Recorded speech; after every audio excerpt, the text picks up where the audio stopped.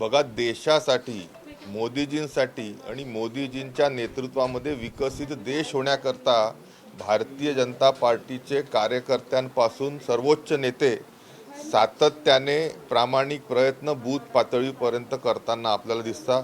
अतिशय उत्साह भारतीय जनता पार्टीच्या कार्यकर्त्यांमध्ये असताना काँग्रेसचे कार्यकर्ते आणि नेते हे पराजित मानसिकतेमध्ये आहे, निरुत्साह त्यांच्यामध्ये आहे.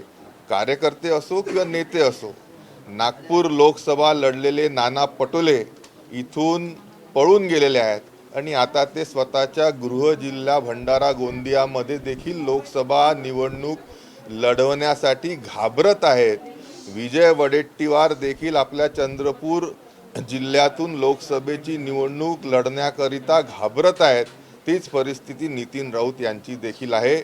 आणि म्हणून काय तुम्ही अजूनही पालकत्वाची वाट पाहताय? 95,000पेक्षा अधिकच्या कुटुंबाचे आयुष्य आनंदाने भरले आहे. आजच कॉल करा आणि मिळवा फर्टिलिटी ट्रीटमेंटवर सूट आणि सर्वांना द्या आनंदाची बातमी.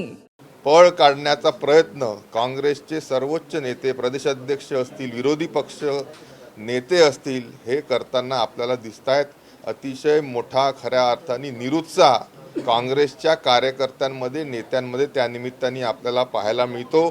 मी तर म्हणेल, आमच्या विदर्भाच्या भाषेत बोलायचं झालं तर नाना पटोले आणि विजय वडेट्टीवार यांची लोकसभा निवडणूक लढण्याकरिता फाटलेली आहे.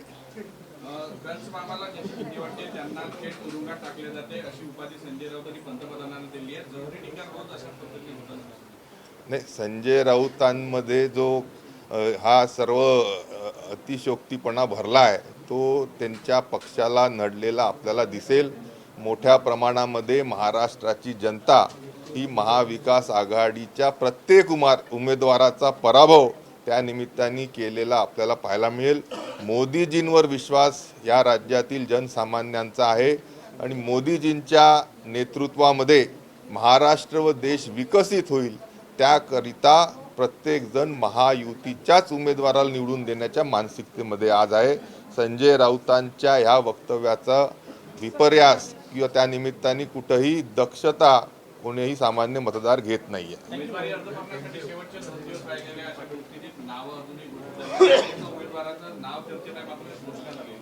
जसं आमचे नेते देवेंद्रजी म्हणतात, आगे आगे देखिए होता है क्या, त्यासाठी किंबहुना वेळ लागलेला आहे. उद्या आणि परवा हे फॉर्म भरण्यासाठी त्यानिमित्ताने सुट्टीचे दिवस आहे. याच दिवसांमध्ये लवकरच सर्व महायुतीचे उमेदवार जाहीर होतील. 26 आणि 27 तारखेला सगळ्यांनी आपले उमेदवारी अर्ज महायुतीच्या कॅन्डिडेट्सनी भरलेले देखील आपल्याला पाहायला मिळतील.